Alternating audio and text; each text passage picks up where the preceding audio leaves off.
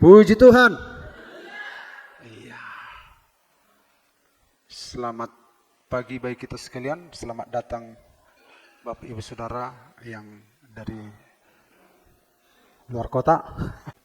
Nah, kita kembali melihat Lukas 24 ayat 13 sampai 35.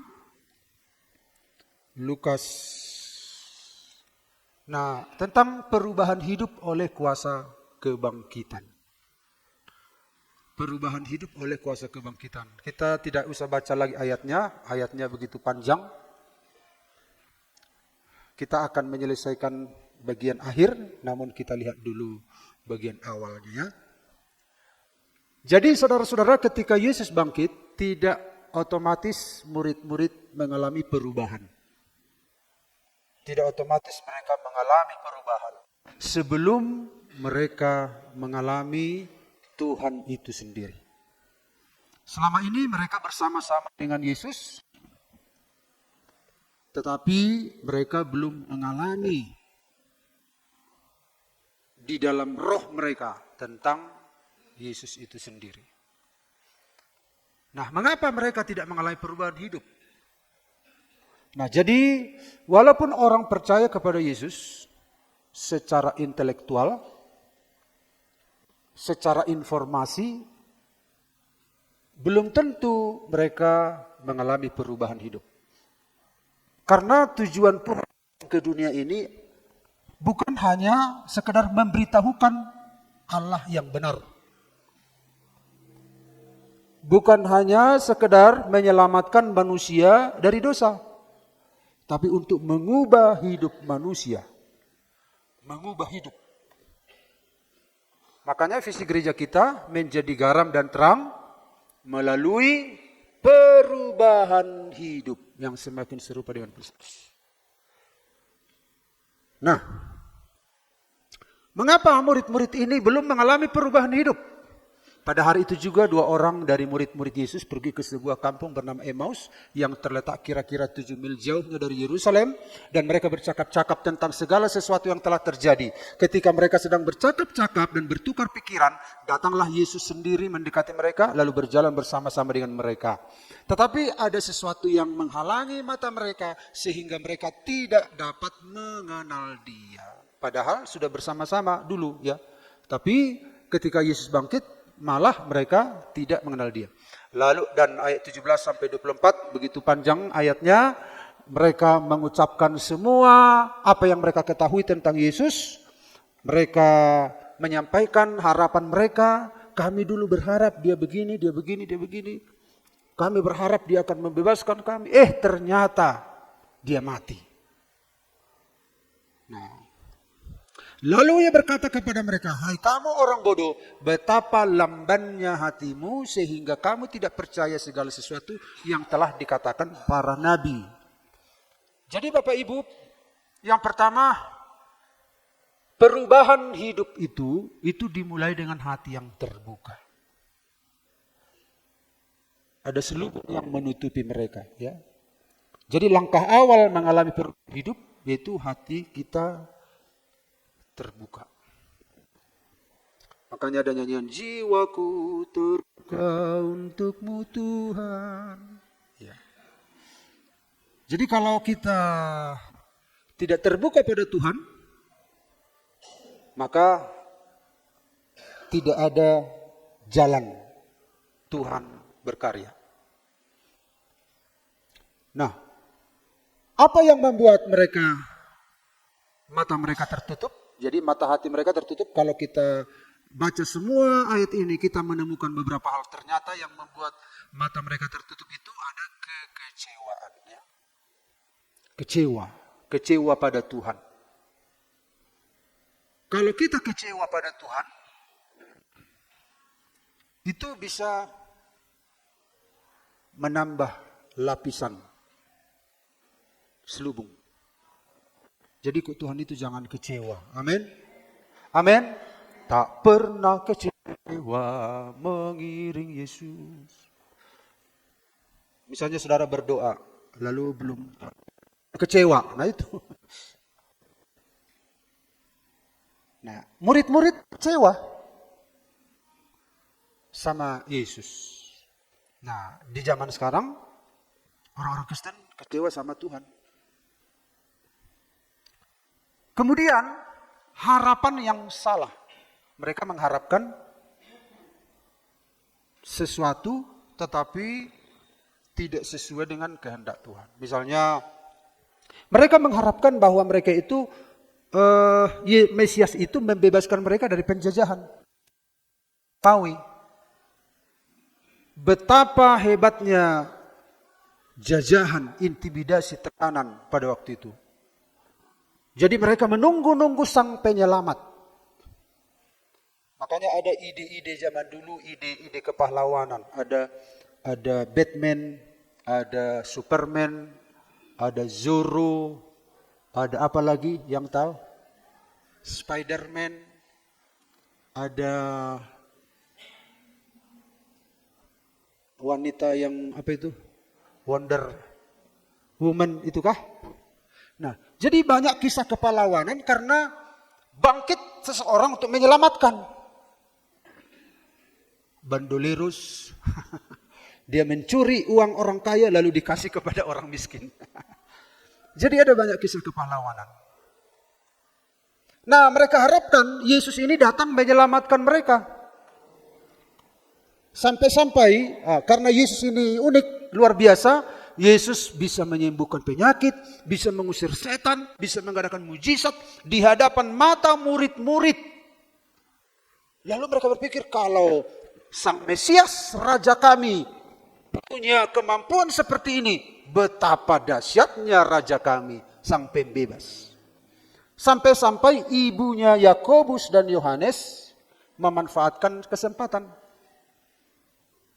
Guru, nanti kalau engkau sudah ada di posisimu, engkau sudah menjadi raja, taruhlah anakku yang satu di kiri, satu di kanan. Kenapa? Karena memang pikiran semua orang Yahudi, datangnya seorang pembebas. Dan pembebas yang mereka punya yaitu Yesus, orang yang luar biasa. Bayangkan bisa membangkitkan orang mati, bisa menyembuhkan penyakit, bisa mengadakan mujizat. Kalau benar dia menjadi raja, dia tidak melewatkan kesempatan. Satu Menko Polhukam, satu Menko Perekonomian. Wah, kapan lagi? Nah, ternyata salah. Sampai ketika Yesus mau naik ke surga, murid-murid masih sempat berkata, Guru, kapan kau memulihkan kerajaan Israel? Ternyata Yesus tidak ke situ arahnya. Bahkan sampai sekarang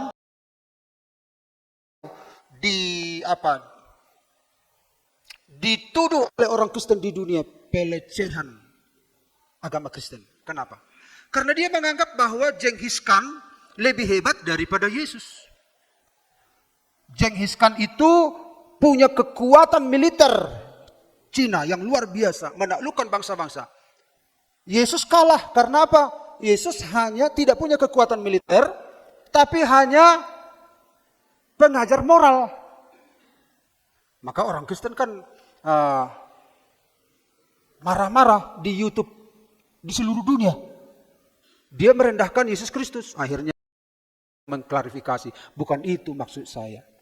Tapi tidak bisa disangkal dia memang pikiran orang Yahudi itu pembebasan secara nasional, pembebasan secara politik. Dari dulu sampai sekarang. Sementara Yesus ingin membebaskan dunia ini dari segala kuasa kegelapan, kuasa dosa, kuasa kutuk, kuasa maut. Melampaui pikiran jasmaniah orang Israel. Kamu bukan hanya kubebaskan nanti secara nasional, tapi seluruh dunia ini akan kubebaskan. Dan dia nanti akan masuk dalam kerajaan 1000 tahun. Dia benar-benar berkuasa. Nah, jadi tidak heran mereka punya harapan yang salah. Kita kadangkala kecewa karena harapan kita itu salah tentang Tuhan. Sama seperti Yohanes Pembaptis. Waktu dia di penjara, Yohanes Pembaptis berkata, disuruh muridnya, tanya dulu, diakah Mesias atau kita masih menunggu yang lain? Kenapa Yohanes Pembaptis bertanya, ragu. Karena dia ada sedang masalah, dalam keadaan masalah. Kalau aku dalam keadaan masalah, harusnya kalau dia Mesias, dia selamatkan aku lah dari penjara. Paling tidak bertanya tentang kondisiku. Bukankah aku dilahirkan sudah dipenuhi Roh Kudus sejak dari kandungan? Bukankah aku perintis jalan Tuhan? Ternyata Yohanes Pembaptis, dia berkhotbah,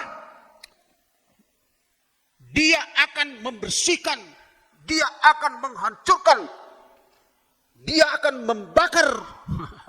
Gitu kan? Kalau Yesus datang, kalau Mesias datang, pikiran Yohanes Pembaptis seperti pikirannya akan menghukum, akan membumi hanguskan, akan mengutuk dan lain sebagainya.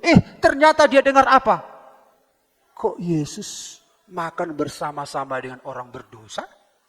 Padahal aku berpuasa, makanan belalang, minumanku adalah madu, aku berpuasa. Kok sementara dia makan melulu dengan orang-orang berdosa? Bukannya marah sama orang berdosa. Jadi Yohanes Pembaptis lebih marah daripada Yesus sendiri. Makanya dia berpikir, ada apa ini? Nah, itu bisa membuat kita tertutup pandangan kita. Akhirnya kita nggak mengalami terobosan dalam hidup kita. Kita tidak izinkan dia mengambil keputusan sendiri. Jadi kita sendiri yang mengkonsep Tuhan itu begini, Tuhan itu begini, Tuhan itu begini. Itu kan agama-agama sekarang. Kalau bukan begini Tuhan itu berarti dia bukan Tuhan, begitu. Jadikanlah dia Tuhan, dia penguasa, dia punya kehendak. Dia punya rencana. Nah, orang-orang ini harapannya salah. Apalagi fokus pada peristiwa, bukan firman. Tuhan ajar mereka menjelaskan firman itu. Tapi murid-murid fokus pada peristiwa. Nanti kita lihat lagi peristiwa apa, ya. Ketidakpercayaan, ketergantungan pada yang kelihatan. Kebanyakan kita, saudara-saudara, menghabiskan energi, air mata, pikiran hanya sebagian besar kepada hal yang kelihatan. Tetet paket, nah, gitu. Datang tetangga, aduh, rumusnya halakan. Pakai ini halakan, donaro alai ulut, dona gatal. Tidak lama kemudian, tetet paket. Amang Tuhan, hola naro pakai ini halakan, kami pakai ini pada kiro. Makanya pesan, paling tidak 10.000 pun kan pakai juga. Iya. Jadi akhirnya apa? Tergantung pada yang kelihatan. Tuhan, holana natarida do tak anggap sebagai berkat anugerah Tuhan. Akhirnya kita banyak apa? Aduh, masuk truk tuh lokasi ini halakan. Musia naingan. Ibering. Sofa. Amang Tuhan. Sofa ini halakan tabat. Jadi banyak orang marsak alami yang kelihatan. Jadi kalau ada orang ada berkatnya Bapak Ibu, boleh hati sama Tuhan. Mulubui roh terus pakai nidonganan Tuhan. Itu terobosan dalam hidup saudara ya. Saudara bersyukur kalau dia diberkati Tuhan. Itu ada terobosan. Tapi kalau iri hati itu kan dunia, wajar dunia, tapi mata kita tertutup. Kemudian apa? Penafsiran yang salah tentang karya Allah. Itu dimulai dengan hati terbuka. Jadi supaya ada perubahan hidup, terobosan dalam hidup kita, ada transformasi dalam hidup kita, ini harus disingkirkan. Ya. Ini yang menutup mata mereka. Ini yang menutup mata mereka. Tanpa kita sadari, saudara-saudara, ini terjadi dalam hidup kita. Kenapa kita susah yang mengalami Tuhan? Kenapa susah kita mengalami pembaharuan dari Tuhan? Ini. Lalu yang kedua. Lalu ia berkata kepada mereka, hai kamu orang bodoh, betapa lambannya hatimu sehingga kamu tidak percaya segala sesuatu yang telah dikatakan para nabi. Bukankah Mesias harus menderita semuanya itu untuk masuk dalam kemuliaannya? Lalu ia menjelaskan kepada mereka apa yang tertulis tentang dia dalam kitab suci. Mulai dari kitab-kitab Musa dan segala kitab nabi-nabi. Kata mereka seorang kepada yang lain, bukankah hati kita berkobar-kobar ketika ia berbicara dengan kita di tengah jalan dan ketika menerangkan kitab suci kepada kita? Jadi kita lihat apa yang membuat dua murid yang menuju ke Emmaus ini hatinya berkobar-kobar. Apa yang membuat? Apa? Karena firman Tuhan. Apa yang buat hati saudara berkobar-kobar? Jadi yang kedua, perubahan hidup itu terjadi. Itu dipahami melalui kitab suci. Perubahan hidup yang sejati terjadi ketika firman mengubah hidup kita. Nah, orang Israel, tetapi pikiran mereka telah menjadi tumpul. Sebab sampai pada hari ini selubung itu masih tetap menyelubungi mereka. Jika mereka membaca perjanjian lama itu tanpa disingkapkan. Karena hanya Kristus saja yang dapat menyingkapkannya. Bahkan sampai pada hari ini, setiap kali mereka membaca kitab Musa, ada selubung yang menutupi hati mereka. Tetapi apabila hati seorang berbalik kepada Tuhan, maka selubung itu diambil daripadanya. Jadi firman Tuhan itu, ini Allah, ini firman Tuhan. Firman Tuhan ini jadi karena apa? Diwahyukan kepada penulis. Penulis diberikan Tuhan inspirasi untuk menuliskan Alkitab. Kemudian bagi orang percaya bagaimana? Kita diberikan penerangan, ya, iluminasi. Jadi kalau kita mau baca firman Tuhan, lebih tepatnya kita berdoa pada Tuhan, Tuhan berikanlah penerangan. Pencerahan. Karena apa? Kalau kita bilang berikanlah wahyu, karena wahyu itu adalah istilah yang digunakan konteks antara Allah dan penulis Alkitab. Nanti kalau kita minta Tuhan berikanlah wahyu, nanti akhirnya jadi ada wahyu yang lain. Karena Alkitab itu sendiri adalah wahyu. Ya. Barang siapa yang menambah, mengurangi, akan ada akibatnya dalam kitab wahyu.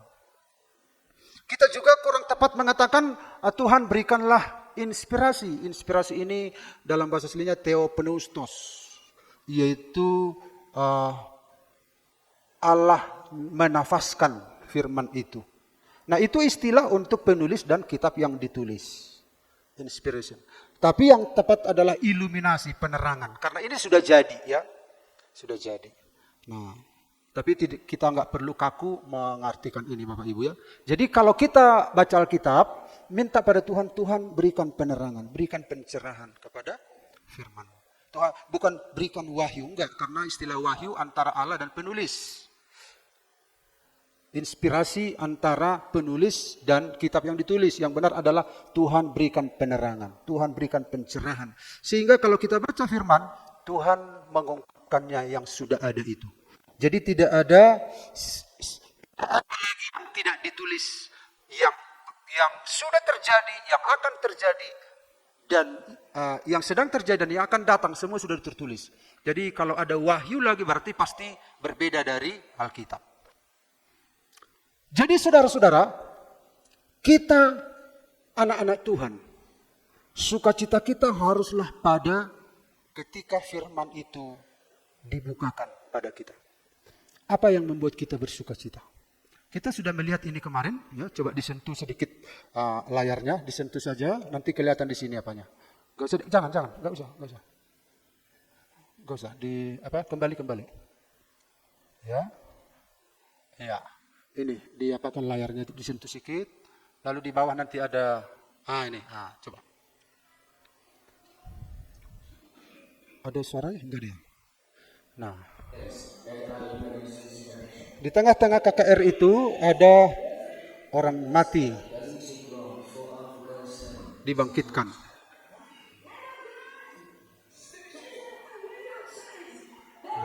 Tiba-tiba dalam KKR ada orang mati di bawah.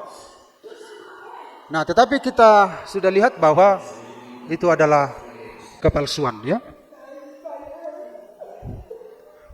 Nah, padahal dia nggak mati.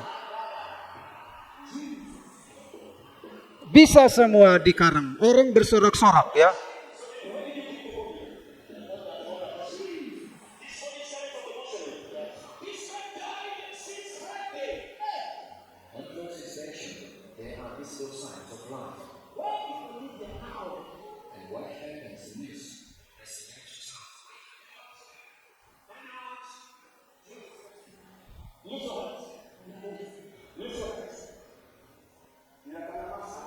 Mereka bisa berbahasa roh dalam keadaan bohong. Bapak Ibu perhatikan.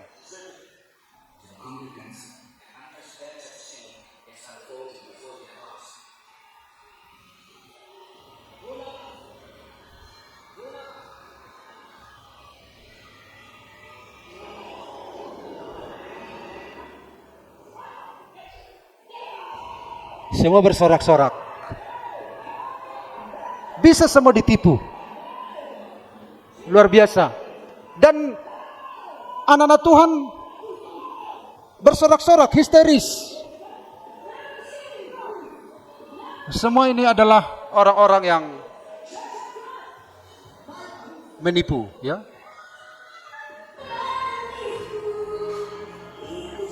Ini lagi. Ini adalah ibu-ibu yang punya keahlian untuk membengkokkan tangan. 4 penginjil menggaji ibu ini hanya untuk membuat mujizat palsu. Dan orang kagum. Orang bersorak-sorak. Akhirnya makin lama makin lurus. Jadi orang bisa mengalami lawatan Tuhan hanya dengan melihat yang palsu, Bapak Ibu.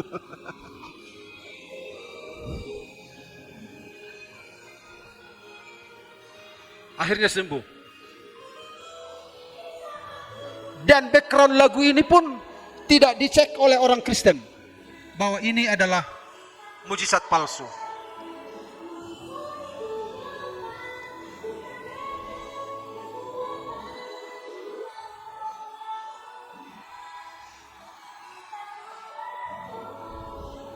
Mereka bersorak-sorak luar biasa. Nah, sekarang kita lihat. Dia bisa menelepon Tuhan. Nih, apa masalah orang ini? Ditelepon Tuhan langsung.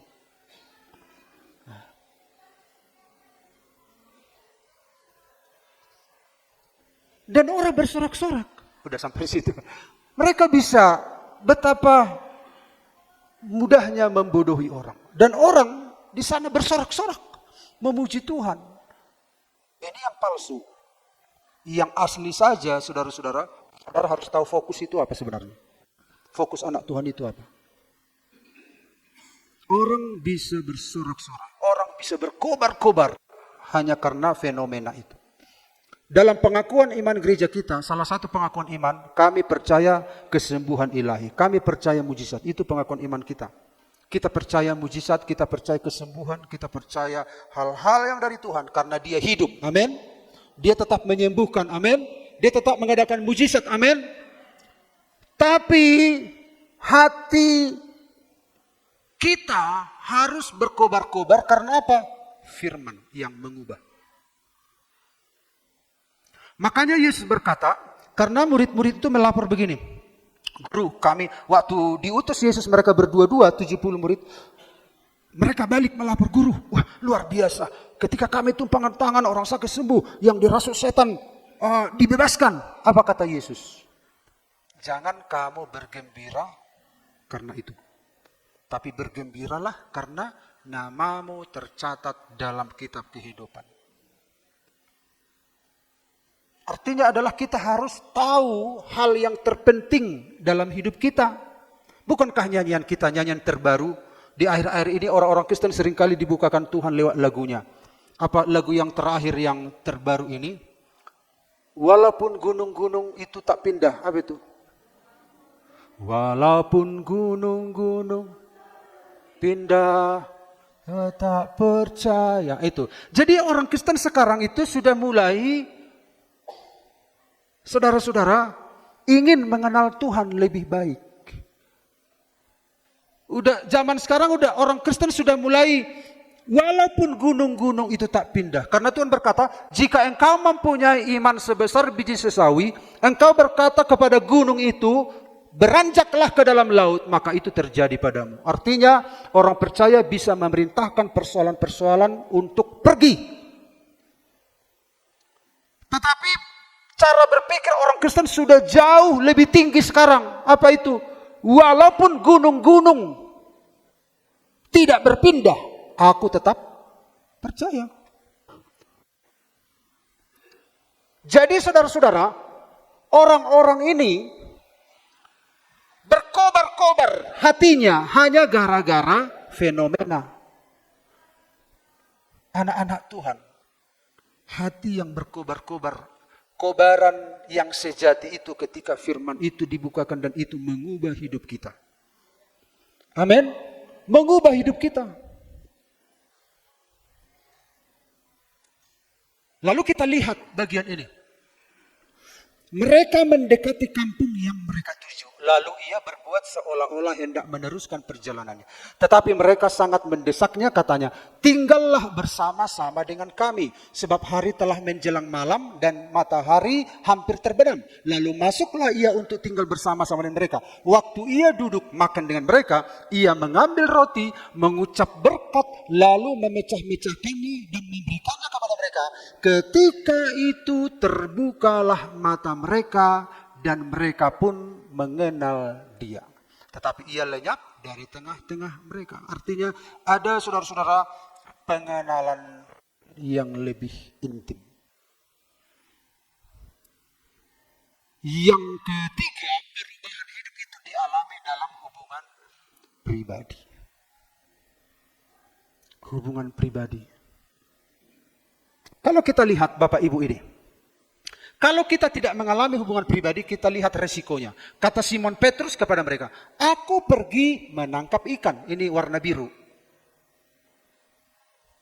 Yesus sudah bangkit, Yesus sudah menunjukkan diri kepada murid-murid. Tetapi mereka masih pergi kepada profesi di mana Tuhan telah memanggil mereka. Profesi kita tidak salah, tapi konteksnya ini adalah apa? Kehidupan yang lama. Orang yang tidak mengalami Tuhan, tidak mengalami perjumpaan dengan Tuhan secara pribadi, dia akan kembali kepada kehidupan yang lama. Dia akan sebentar berubah, tapi sebentar lagi akan balik. Sebentar. Coba kalau kita cek diri kita, rawan sekali kita berbalik. Rawan sekali. Ditinggalkan teman kita saja kita, atau kita tidak ada di dalam keramaian, tidak ada mengawasi kita, hanya kita sendiri, kita sudah mencari penghiburan yang menyenangkan daging kita. Gampang sekali.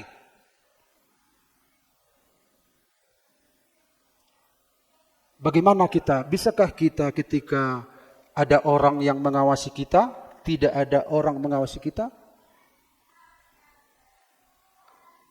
Betapa mudahnya kita mencari penghibur di dunia ini. Lalu bingung, misalnya kita sendiri di rumah, bingung, mengapain aku? Akhirnya udah cari yang menyenangkan daging kita. Gampang sekali. Kenapa bisa? Sama seperti Petrus, belum mengalami Kristus dalam hidupnya.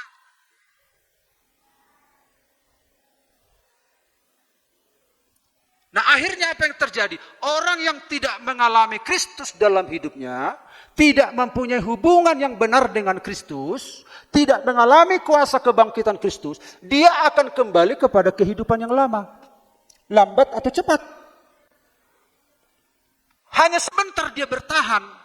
Itu pun bertahan karena diawasi. Itu pun bertahan karena ada pasangannya, ada suaminya, ada istrinya, ada orang tuanya, ada komunitas. Tapi kalau dia sendiri, udah gampang sekali. Hanya sebentar. rohani. Tidak lama kemudian jadi rohana. Kenapa? Kita butuh kuasa Tuhan. Kita butuh hubungan dengan Tuhan. Amin. Kalau tidak, kita akan kembali ke apa yang dikatakan Petrus. Anjing kembali ke muntahnya, babi kembali ke kubangannya. Kita nggak berdaya. Betapa memprihatinkan murid-murid ini. Aku pergi menangkap ikan, dia kembali ke habitat yang lama. Kemudian kita lihat, kata mereka kepada mereka, yaitu teman-teman Petrus, kami pergi juga dengan engkau. Artinya Petrus punya pengaruh yang buruk. Kalau kita tidak mengalami Kristus dalam hidup kita, pengaruh kita buruk. Pengaruh kita negatif. Yang membuat hidup kita baik, yang membuat hidup kita meningkat, hanyalah ketika Kristus ada bersama dengan kita. Amin. Banyak anak Tuhan memang punya pengaruh, tapi pengaruhnya gak baik. Tapi saya percaya jemaat GBI Parapat punya pengaruh yang baik. Amin. Ini murid-murid diseret.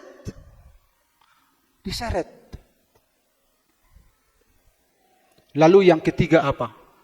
Mereka berangkat lalu naik ke perahu. Ini gambarnya. Ini diseret. Kita punya pengaruh yang bagaimana? Akhirnya kita kasihan orang ini. Akhirnya diseret oleh orang ini. Biarlah kita menyeret orang kepada hal-hal yang baik. Amin. Kita membawa orang kepada hal-hal yang baik. Karena Kristus ada dalam hidup kita. Amin. Jangan sampai orang baik ketika bergaul dengan kita, orang itu jadi jahat. Jadi memberontak gitu. Tadinya orang itu tulus, tapi ketika bersama dengan kita ada suntikan, akhirnya gabi maloi mana marakal. Akhirnya gabi parakal.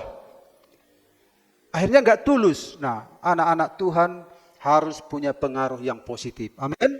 Pengaruh yang baik menyeret orang kepada Kristus.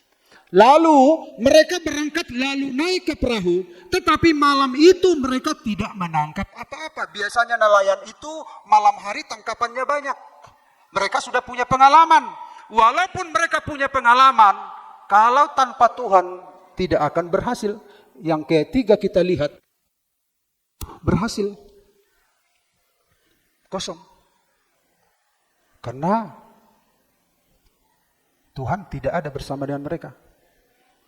Kalau Tuhan tidak bersama dengan kita, kita akan gagal dalam hidup ini. Kita tidak akan berhasil. Yesus berkata, di luar aku, kamu tidak bisa berbuat apa-apa. Tinggallah di dalam aku. Dan kalau kita lihat saudara-saudara, akhirnya mereka ketika selubung itu terbuka ketika mereka berbalik. Ada metanoia, perubahan pikiran. Nah kemudian apa yang terjadi? 2 Korintus 3:16-18, saudara-saudara, kita tidak berhenti di sini, ya. Tetapi apabila hati seorang berbalik kepada Tuhan, maka selubung itu diambil daripadanya. Sebab Tuhan adalah roh. Di mana ada roh Allah, di situ ada kemerdekaan. Dan kita semua mencerminkan kemuliaan Tuhan.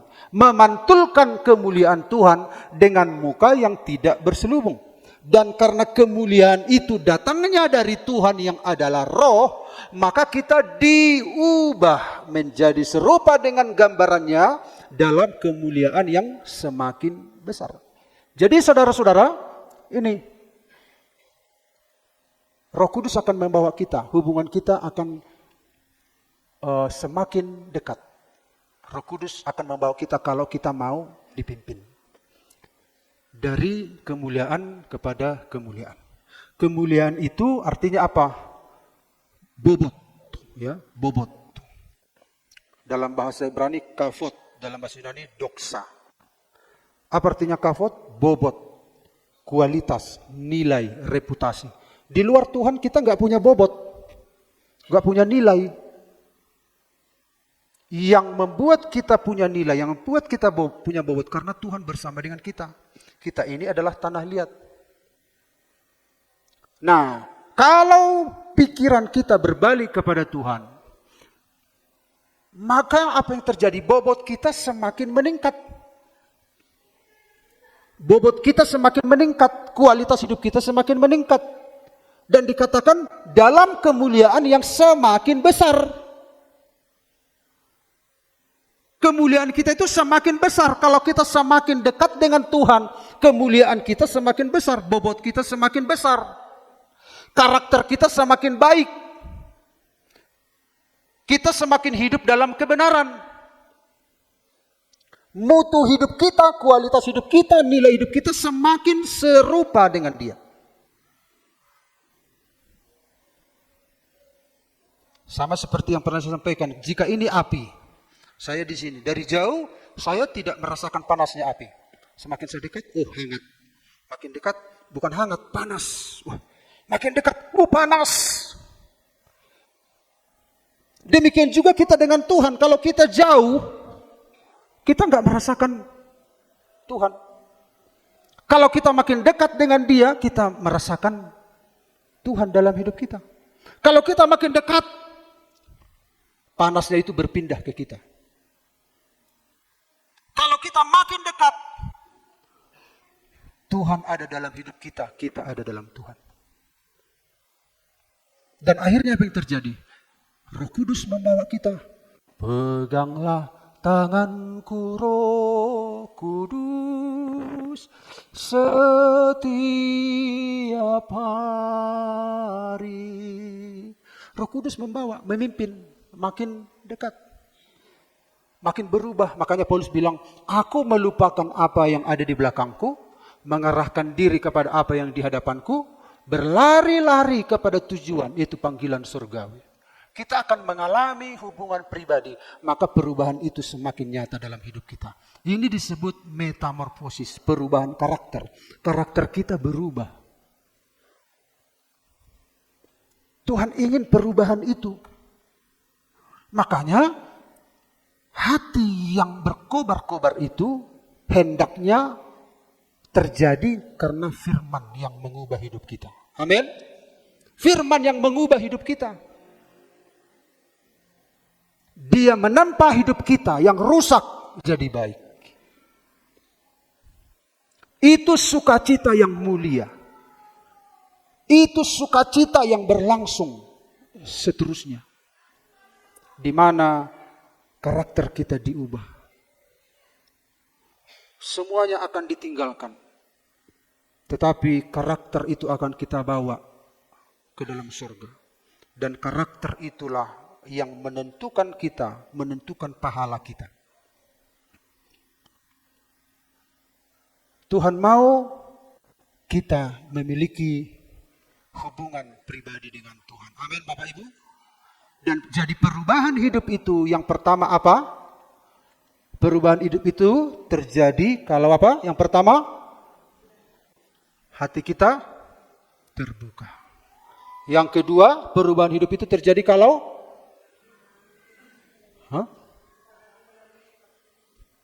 kalau kita memahami kitab suci itu. Itu adalah sebuah sukacita yang unik. Ketika saudara mengerti firman, sukacita saudara unik. Sukacita saudara itu menerobos sampai ke dalam spiritual saudara. Itu sukacita yang luar biasa.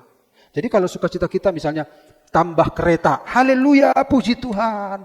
Ya, kita memang pantas bersukacita, tapi itu sebatas jiwani. Tahu jiwani? Jiwa. Untuk menyentuh jiwa banyak cara, gampang. Saya pun bisa meneteskan air mata kalau saya dengar lagu-lagu apa?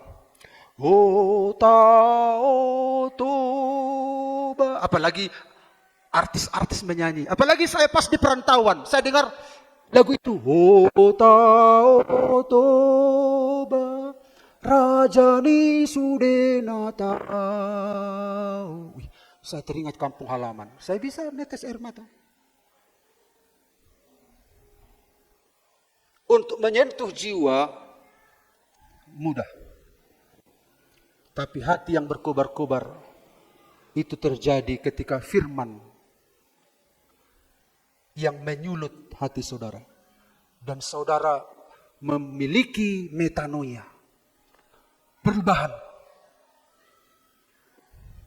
Nah, ketika saya sampaikan ini metanoia ini, padahal ini sudah lama Bapak Ibu dipelajari di mana, di sekolah kitab, di teologi, tapi wah, ini baru pernah aku dengar gitu. Karena saya kasih penjelasannya begini.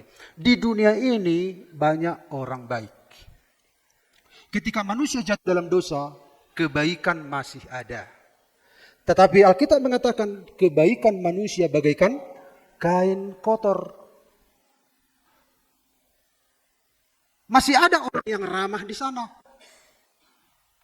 Masih ada yang nakal di sana. Misalnya, mengapa kamu tidak melawan? Padahal mampunya kau melawan. Ada banyak alasan. Mengapa kau jadi Jadi sepertinya rendah hati begitu. Alasannya banyak, saya bilang. Bisa dia tidak melawan karena apa? Tidak punya uang, ya kan?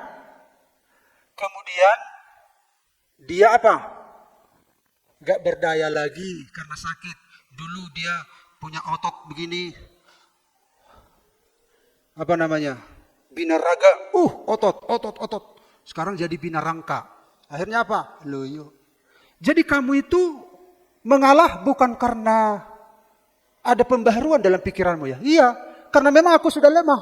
Lagi pula, dah adok kepeng nami. Biasa kan nasomar hepeng kan atar gali-gali do berengokan, ya kan? Berarti dia merasa rendah hati kelihatan hanya karena masalah uang. Hanya karena masalah sakit. Berarti kalau dia punya uang, dia sehat, sempurna, belum tentu dia rendah hati. Jadi kalau seseorang rendah hati, itu harus karena metanoia. Karena Tuhan yang mengubah hidupnya. Beda Bapak Ibu. Mengapa kamu tidak mencuri? Alasannya juga banyak. Karena ditangkap polisi. Karena orang tuaku malu. Karena apa lagi? Alasannya 1, 2, 3. Karena aku pelayan di GPDI. Bisa kan? Berarti orang bisa tidak mencuri hanya karena apa? Apa tadi? Adong do panutut. Bisa dapat hita. Jadi orang bisa tidak mencuri karena apa? Tangkap polisi. Yang kedua, malu. Yang ketiga, pelayan GPD. Itu tidak ada hubungannya dengan keselamatan. Tapi yang ada hubungannya keselamatan adalah kenapa kamu tidak mencuri? Karena perubahan pikiran, ternyata itu dosa. Itu enggak sesuai kehendak Tuhan. Itu metanoia. Makanya cek hidup kita, karena metanoia kah? Karena firman kah? Atau karena dikondisikan? Karena dunia ini senang mengkondisikan sesuatu. Memang itu berguna untuk masyarakat, untuk kedamaian, untuk ketenangan, tapi belum tentu berguna kalau bicara tentang kebenaran. Tuhan mau kebenaran yang mengubah hidup kita. Kita melakukan A karena firman yang memerintahkannya. Kita tidak melakukan B karena firman yang mengubah pikiran kita. Sehingga firman itu membentuk hidup kita sesuai dengan gambarnya Kristus.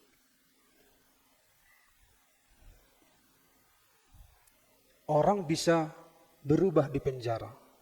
Tetapi setelah keluar penjara, bisa tidak berubah lagi. Jadi kalau bermetanoia, itu di mana kita berada, firman itu yang mengubah. Makanya murid-murid itu hatinya berkobar-kobar karena apa? Berkobar-kobar karena firman itu dibukakan. Wah. Dan ketika firman itu mengubah hidup seseorang, firman itu akan membentuk dirinya, menempa dirinya perlahan-lahan sesuai dengan gambar Kristus. Dan kita harus semakin dekat dengan Tuhan. Dan kemuliaan Tuhan itu akan memantul dalam hidup kita. Dan kemuliaan itu semakin besar. Karena kemuliaan itu datangnya di roh. Dari Tuhan yang adalah roh. Maka kita diubah seperti apa? Seperti Kristus tadi katakan. Jadi tujuan hidup orang Kristen itu seperti Dia. Jadi dahsyat. apa yang Tuhan kerjakan dalam hidup kita. Apa yang ada di pikiran Tuhan untuk orang-orang percaya itu dahsyat luar biasa. Amin Bapak Ibu. Kita mau serahkan hidup kita pada Tuhan. Amin. Kita nyanyikan sebuah nyanyian kita.